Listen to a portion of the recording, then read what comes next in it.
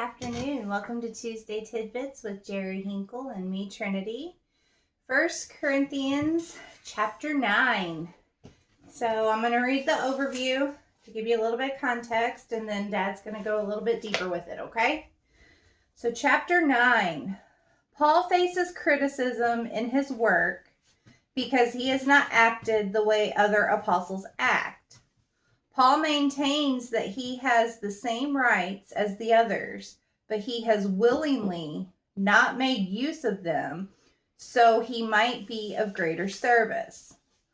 All he does is for the sake of the gospel, and he adjusts his way of life and disciplines himself to serve that goal.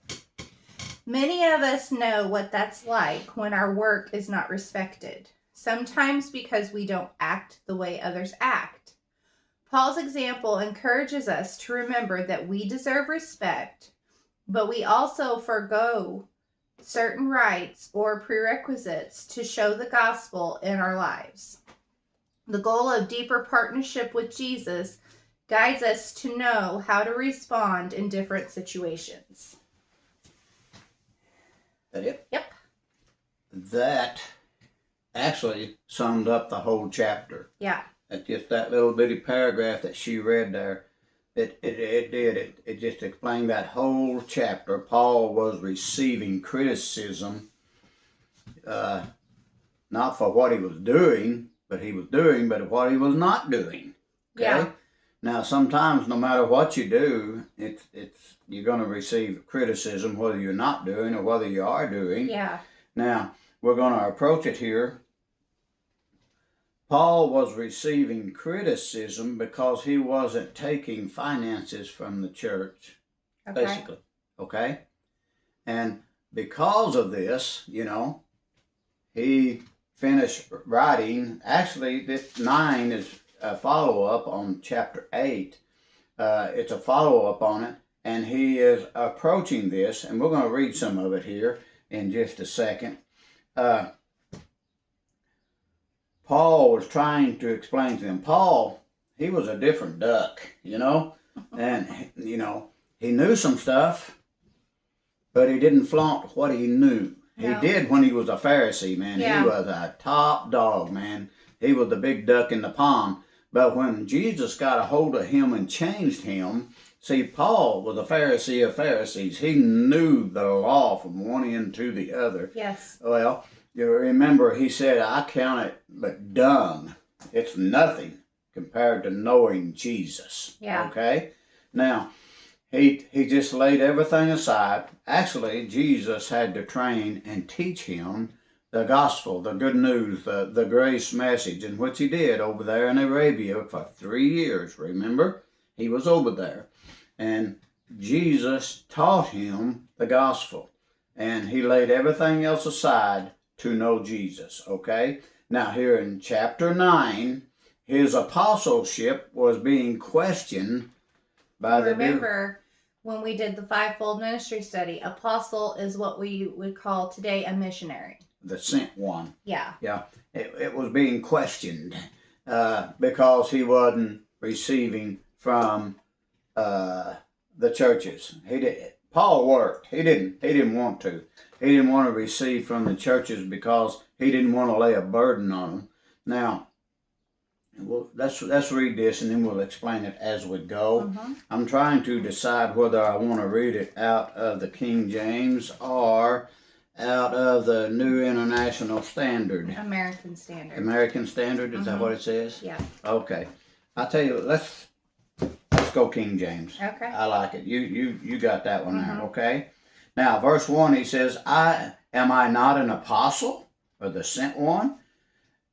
Am I not free? They're questioning him about his apostleship, and he's saying, I am an apostle. I am free. I can choose to do what I want to here, okay?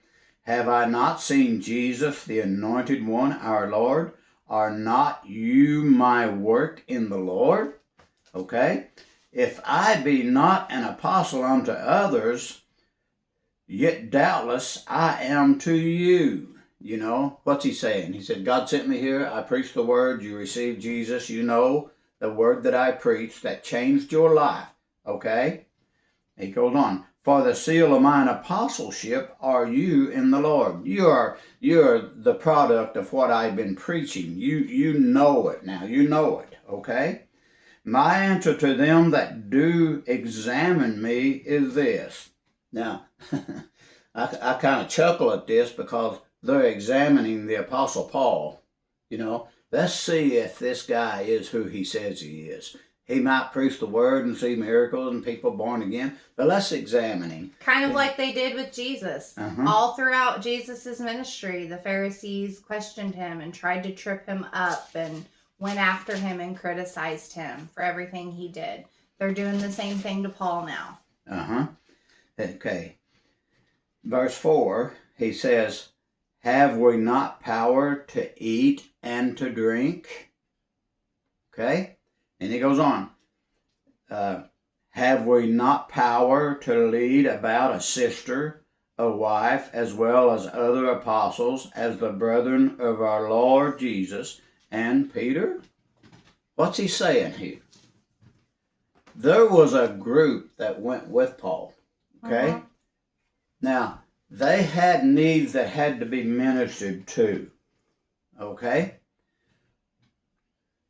They allowed their sisters or their wives to go with them to minister. Somebody had, now this is going to sound terrible probably to a lot of people, but deal with it. They had to have somebody to cook food, wash their clothes, take care of things behind the scenes, and to look out for them. Now, he's saying Jesus' brother, they had wives. Peter had a wife, and some of them had sisters they allowed to go. Now, Paul was not married. Paul didn't have any family that I know of that ever speaks of. They might, but we'll kick into that later. But he's saying, don't we have the authority to allow these to go with us to help us? Now, he was using wisdom here because they were protecting themselves. They could not be accused of scandals if their wife was there, if their sisters or their family was there to take care of them, to help them. They could not be accused of scandals, is what he's talking about here. He says, now we have a right to do this. It's a better thing. I think of Billy Graham when I read this because, man, he done this. He watched what he done. A lot of ministers don't. They just do and hope for the best and then don't really give a rip. But that's not right. They do, and then they ask for they apologize later. Now, he says here, verse 6, I only am Barnabas, have not we the power to forbear working? Now, Paul expected the church to take care of the others that was there. And, that's legit. Even God taught that from the very beginning. You don't muzzle the ox that treads out the corn or the wheat, Paul is saying here, it's okay. You can feed them. You can take care of them. It's okay. But he says, I'm not going to do it. Not that he wasn't going to feed them and this and that. He said, I'm not going to receive from you, me and Barnabas, we're not going to receive this from you. And why? I don't want to put you under a heavier burden than what you're under. Paul was a tent maker. He wasn't afraid to work, so he worked. Barnabas worked. They worked to take care of things, to help out, to help minister to this group that went with them. This is what it says in verse 12. If others have these rights over you, don't we deserve them all the more? However, we haven't made use of this right, but we put up with everything so we don't put any obstacle in the way of the gospel of Christ. He didn't want to put that burden on the church. If he was able to work and make his own money and whatever, so they could take it and put it elsewhere for a greater need. He didn't want to be. Now, we're not saying that if you take money from the church, if you're a pastor or whatever, that you're wrong. No. That's not what we're saying. Paul, for his own benefit, for his own self convictions. Yeah, he chose not to do that. See, it all comes down to choices. And I mean, if you choose to do it, great. But he's also saying in here, don't abuse it. Mm-hmm. That's also why he chose not to do it, because he didn't want it to come up that he was abusing his power or whatever in the church. So he just, I'll make my own way. And that's the way it's going to be. You can use that money elsewhere. Yeah. You know, it's like everybody has their own convictions and can handle certain things, and, you know, than other people can. You know, it's just to each their own. But he's saying there's nothing wrong. It doesn't make me less of an apostle or a missionary by not taking the funds. You know, it doesn't make me less than. Right.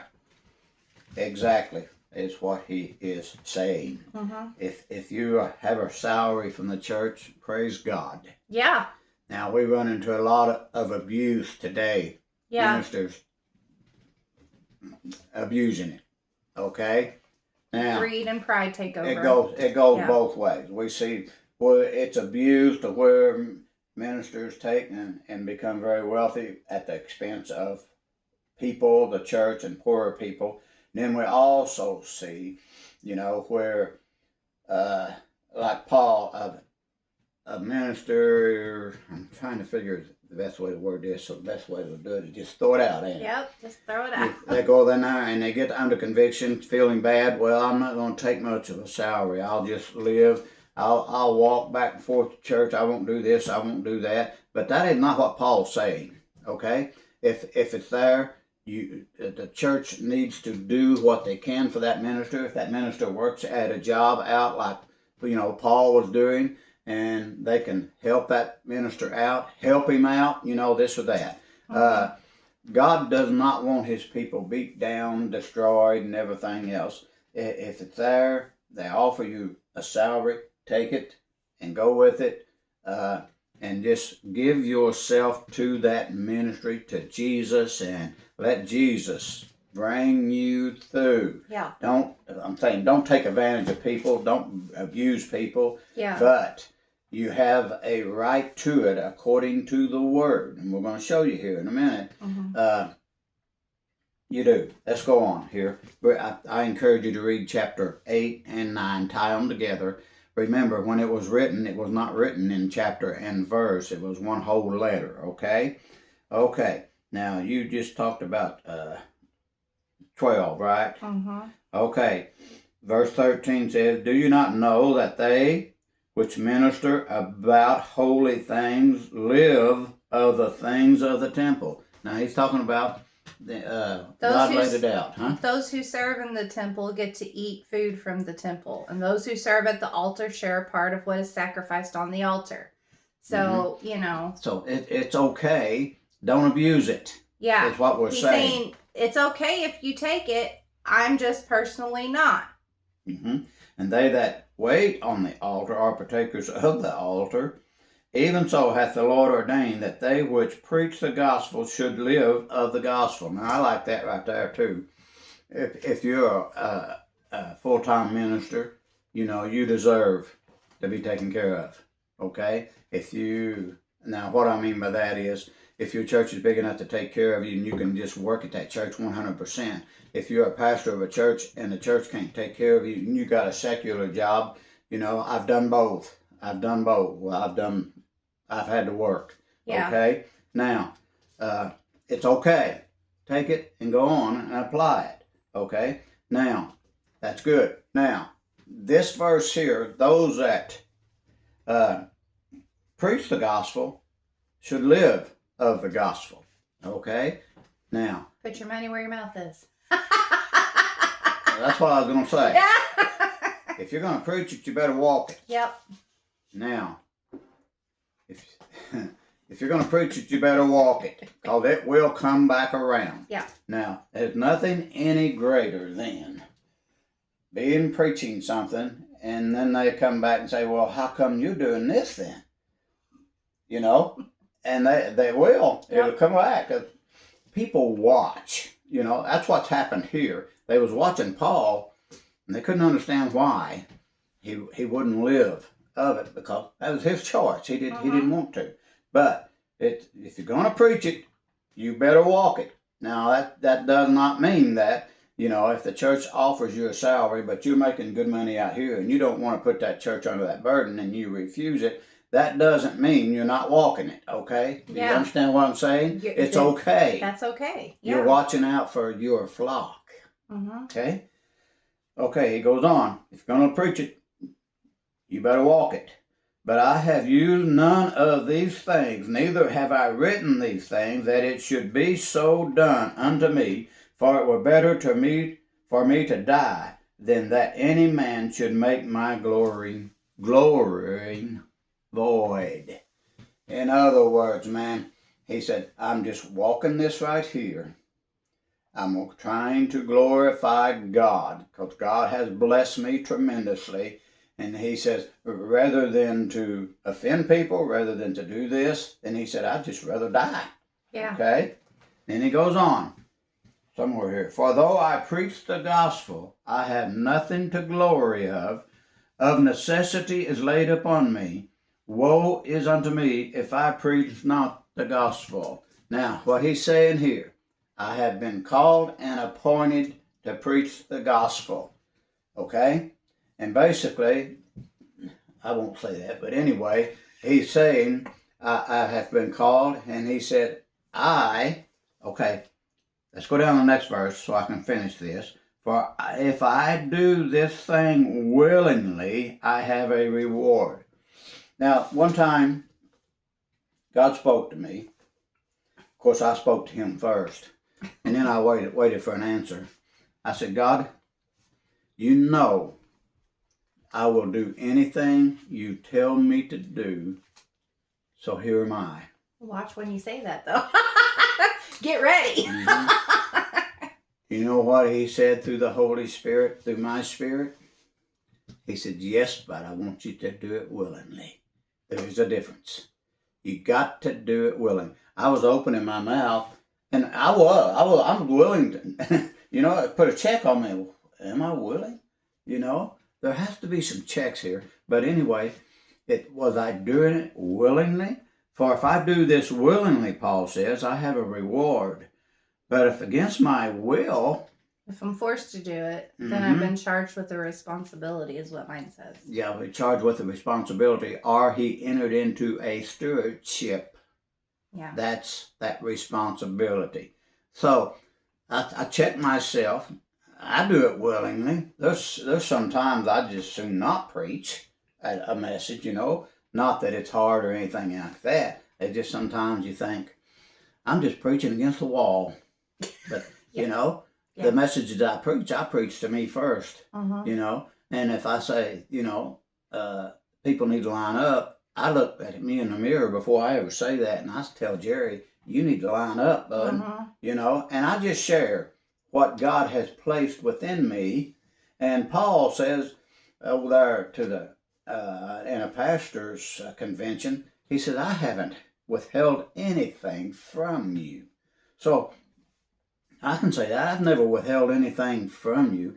I always preach to myself first and look at me. And if this is me, then I adjust. And then I bring it forth. Okay? So there needs to be some adjustment. Yeah. It really does. The last part of this chapter, Paul is talking about, well, he says, although I'm free from all people, I make myself a slave to all people to recruit more of them. I act like a Jew to the Jews so I can recruit Jews. I act like I'm under the law to those under the law so I can recruit those that are under the law.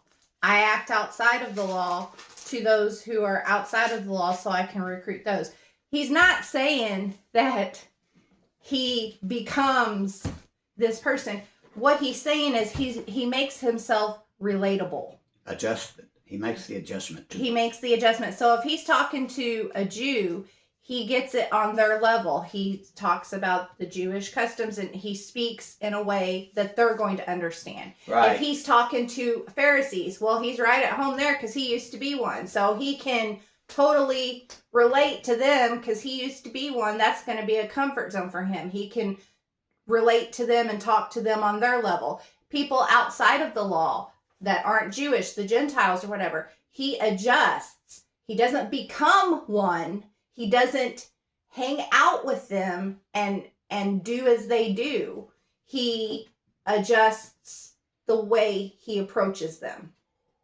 Do you see what I'm saying? He approaches them with no judgment, no condemnation, and he gets it on their level. He adjusts to who he's talking to. Now, this isn't saying that he takes his walk and he takes it into the world and he runs with the world and he, tries to bring Jesus into the world. That's where we miss that. It's not literal.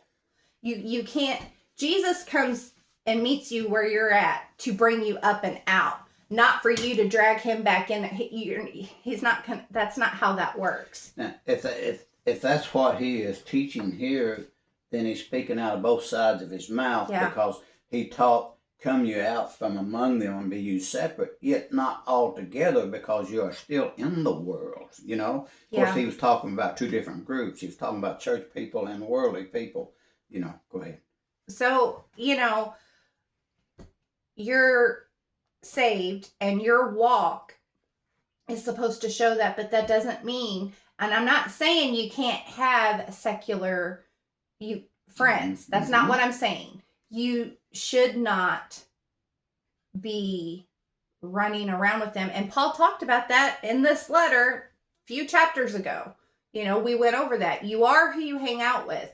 You being a Christian cannot go into a drug house.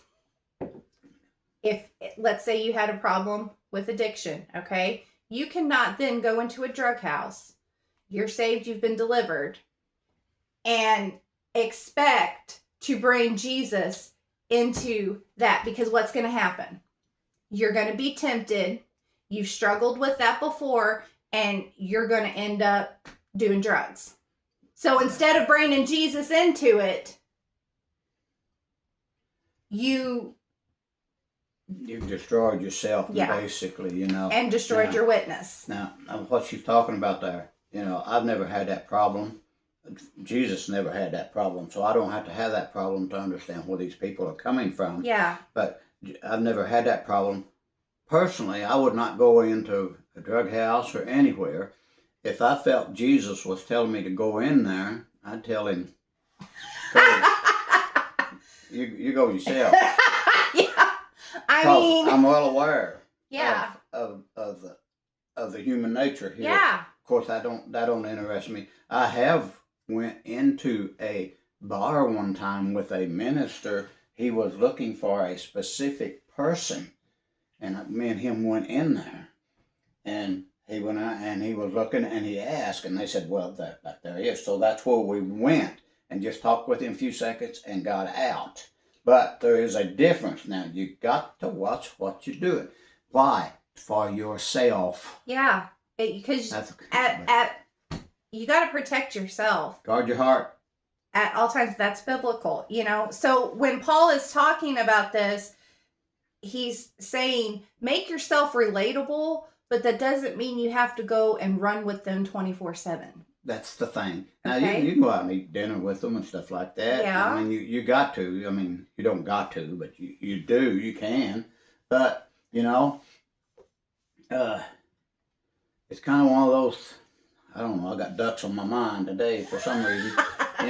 A chicken and a chicken and duck can be in the same pen. But I guarantee you that chicken get out there on that pond, he's going to sink. He's going to drown. You see what we're saying?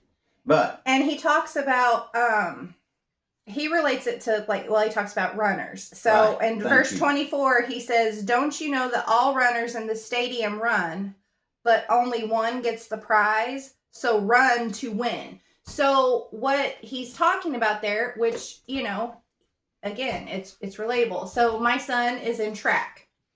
They have to train. They do training. They have practices where they practice running. They also have weight days where they build up their muscles and stuff, you know, and that's with any sport. You cannot minister to people if you aren't building up your muscle and training for it. You've got to train too. Okay? And what does that mean? That means getting in the word, because the battle, you know, people say, oh, you got an enemy out there. Yeah, you do. There's an enemy out there, but he is not, people have glorified him and magnified him, and it just irritates me, because he is not, he's already been defeated. Jesus defeated him. He is defeated. He is done. The only battle is within yourself. You're battling yourself. You are trying to get your flesh, which is your soul, your mind, your will, and your emotions, and your physical body to line up with your spirit. How are you going to do that? Get in the word. Communicate with God daily. Talk to him. That's all prayer is talking.